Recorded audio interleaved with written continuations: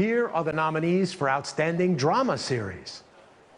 They are Andor, Better Call Saul, The Crown, House of the Dragon, The Last of Us, Succession, The White Lotus, and Yellow Jackets. A lot of predictable names, a few snubs, and of course some surprises. And here to bring more on the Emmy nominations, we have our own Suzanne Marques and reporter Derrial Christon with more. Thank you for being with us. Thanks for having me. Absolutely. Derrial, I'm so happy you're here because you know so much about the Emmys. Yes, I mean, you know, we saw the announcements this morning, which was very exciting. I mean, obviously there's about 20,000 members that are voting for these nominations. So there's been a lot of information, and we see that they've been trying to change a lot of diversity in the last few years. I mean, we started with Oscars So White in 2020, all the way down to now where we're seeing a lot more diversity in film and television. So hopefully that will be here to stay.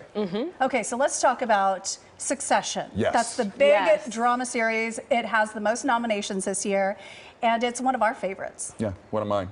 I mean, you can't, listen, that show is so good. It's the last season. I've watched it from the beginning. You can't get enough of Succession. Brian Cox is just so excellent in that, and it's great TV. All of them are so good in it, and there were 3 of them nominated, right? 3 actors nominated, but I was surprised, you know, not surprised, but there was any of them could have been nominated because they were all so strong. I agree. Yeah, this is the first time in Emmy's history that we've had 3 lead actors nominated in the same category. Wow. So, yeah, and they have 27 nominations in all, so they're really breaking all sorts of history here in their final season, too. Well deserved. Well deserved. I mean, it's one of those TV shows that you sit and watch and you can't stop watching. Yeah. I will binge watch that show. I'll watch it again. It's so good. Yeah. Well, it's so good. I mean, the acting, who knows if we're going to see that ever again. But let's also talk about lead comedy series, and we have the nominees. Here are the nominees for Outstanding Comedy Series. Yvette Nicole Brown, by the way, looking gorgeous. And she announced the nominees: Abbott Elementary, Barry, The Bear, Jury Duty, The Marvelous Mrs. Maisel, Only Murders in the Building, Ted Lasso, and Wednesday. So let's talk about the biggest comedy series. Do you have any favorites? I'm going to go with The Bear, actually, right now. It's one of those shows that it was under the radar at first, and then it blew up. You know, and it's first season. It's another one. You sit and watch it, and all of a sudden you're like, wow, this is so good. And I think that's my top pick right now. Okay, and yeah, 3 actors are nominated, including, I have to mention her, Ayo Edebiri. Yes. You said she's fantastic. She is. She's also in the new Teenage Mutant Ninja Turtles, which is a Paramount movie and a classic TV show. Did you guys watch it when you were kids? When we were kids. Yeah, when we were little. It's been a minute. I can't keep up with all the remakes. Yeah, she plays April O'Neil, so she's fantastic in this. She's nominated with 2 of the other actors, so it's really incredible. So why don't we move on to Yellow Jackets? Yellow Jackets, Melanie Linsky. She is phenomenal. That's who I just love watching her in action on that show. And what's great is she's also nominated for The Last of Us as a guest actor role, so she has 2 Emmy nominations. Yes, yeah, so Yellow Jacket's looking great, and we love that too because we're also Paramount, who owns Showtime, so we love to celebrate that as well. So let's talk about Best Actor Drama as well.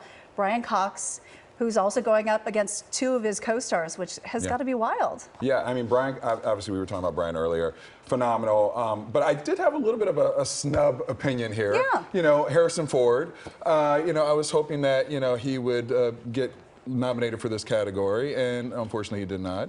But I think that he's somebody who should have been paid attention to. It would have been his first Emmy. I know, and they've really had a tough time. Yellowstone and 1923, both outstanding shows, and both of them really, they haven't gotten many nominations, and this would have been his last chance for the show. Last chance, And Better Call Saul, I thought, like, it did get some nominations, but I was surprised it didn't get more, actually. I know, you know, I think because it flew under the radar in many ways because of the show that came before. It was so incredible. Sometimes Bob Odenkirk gets overlooked, but he is incredible. He was an SNL writer, and he's outstanding in this, and maybe this will be his year to win.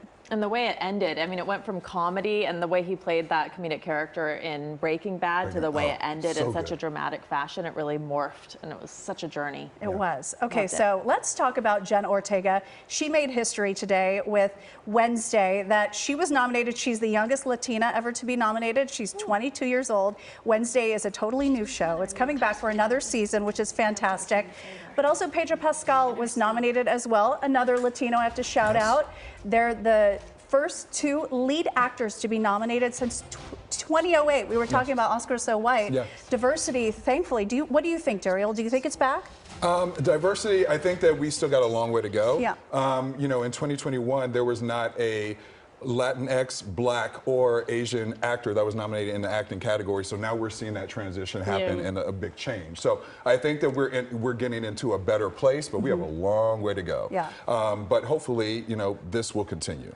Yes, and I love that you talked about the amount of money that's spent by all of these companies. Yeah, so what I was recently finding out that we obviously see a lot of nominations that are taking place and all these great actors that are there, but what I didn't realize is that the studios are putting a lot of money into making sure that we are seeing these nominees. So, you know, there's the packaging, there's the marketing that goes along with these series and movies that they're putting together for the nominating committee to actually see things. So it's been phenomenal. And you realize that they're spending millions of dollars. Like they were mentioning, like HBO last year spent over $16 million just to get all of their shows packaged in front of people so they could see them. It paid off. Well, thank you so much, Derrial. Yeah. It sure did.